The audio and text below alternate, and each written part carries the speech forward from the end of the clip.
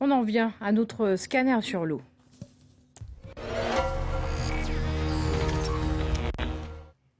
Eric Schimfling, bonsoir. Bonsoir Sophie. Ce soir, on s'intéresse aux impayés. Oui, effectivement, refuser de payer une facture est une réponse possible quand on est mécontent du service. Et en Guadeloupe, il y a beaucoup de mécontents. Le taux de réclamation atteint des records. Et il s'agit là de réclamations écrites, motivées, avec un nom, un prénom, voire un numéro d'abonné. Plus en détail, cela donne cela. CAPEX, 45 réclamations pour 1000 abonnés. Nord-Basse-Terre, 35 pour 1000. Grand Sud Caraïbes, pas de données. SIAG, 17 pour 1000. Nord-Grande-Terre, 40 pour 1000. Et Communauté de Marie-Galante, pas de données communiquées.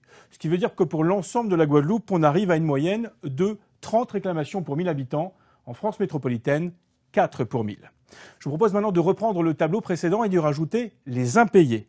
CAPEX, 49,2% d'impayés, un record, ce qui veut dire que la moitié des usagers ne payent pas leurs factures.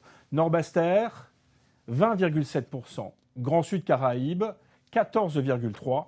Le SIAG, 38%. Nord-Grande-Terre, 20,8%. Et Communauté de Marie-Galante, 44%. Ce qui nous donne une moyenne pour l'ensemble du département de 37% d'impayés pour la Guadeloupe, 2% pour la France métropolitaine. Alors question, qui sont ces gens qui ne payent pas leur facture d'eau?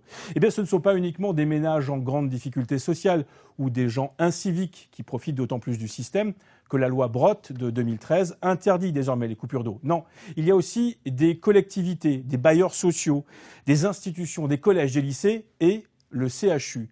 Les dettes cumulées du centre hospitalier à l'égard d'eau d'excellence atteignent 11,5 millions d'euros.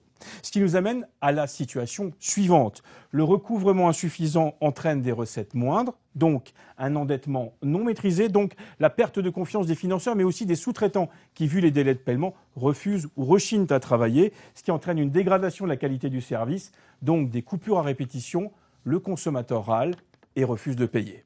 Sortir de ce cercle vicieux, rétablir la confiance, s'annonce au moins aussi compliqué que de réparer l'ensemble du réseau. Merci Eric, rendez-vous demain pour le dernier volet.